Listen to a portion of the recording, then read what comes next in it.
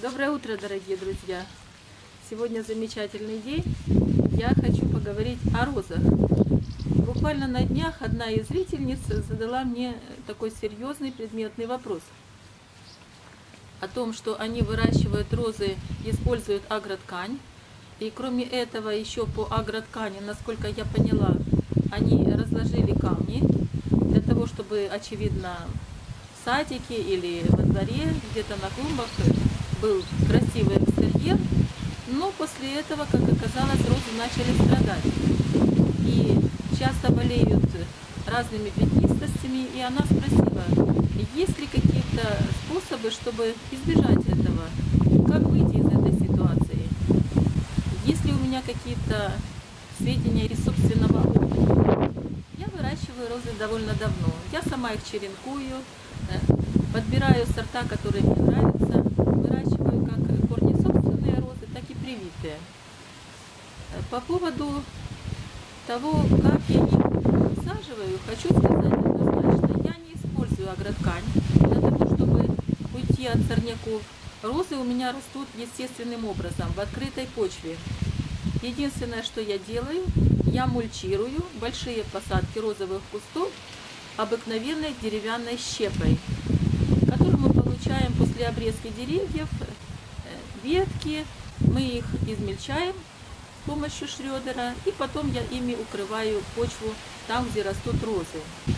Это позволяет розам дышать. Если вы пользуетесь агротканью, и если вы еще поверх агроткани выкладываете какие-то другие мульчирующие материалы, декоративные материалы, те же камни, то вы лишаете корней питания кислородом.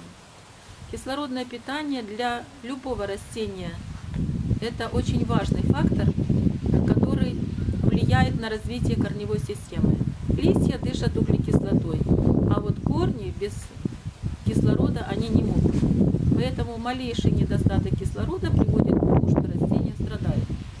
Более того, все питание, которое получает роза из органики, обрабатывают микроорганизмы, которые тоже являются аэробами, микроорганизмами, которые используют кислород для дыхания. Это те же грибы, те же бактерии. Они дышат кислородом, обрабатывают органику и затем, уже превращая ее в неорганические вещества, отдают розам, которые используют их для питания. Поэтому укрывать агротканью и потом мульчировать еще какими-то камнями, это, конечно, извините, издевательство над этими бедными розами. Оставляйте почву открытой, или если хотите мульчировать и поменьше работать на розовых грядках с розовыми кустами, мульчируйте более легким материалом, который позволяет розам дышать. Что касается пятнистостей. Пятнистости – это результат работы гриба. Грибов великое множество, и розы подвержены грибковым заболеваниям, потому что, очевидно, в их стеблях и листьях достаточно много сахаров, которые любят грибы. Поэтому там и развиваются пятнистости. Провоцирующим фактором, который вызывает эти пятнистости, является перепад температур. Как только на розовых листьях образуется точка росы, сразу же грибы начинают свое дело. Они любят влагу и сахар или белок. И на этих веществах они начинают размножаться. Поэтому, если ночи холодные, а дни теплые, в утренние часы на листьях розы выпадает роса. Вот она и служит дополнительным толчком для развития пятнистостей. Как с этим бороться? Самый простой способ, на мой взгляд, это обработка роз абсолютно безвредной серой, коллоидным раствором.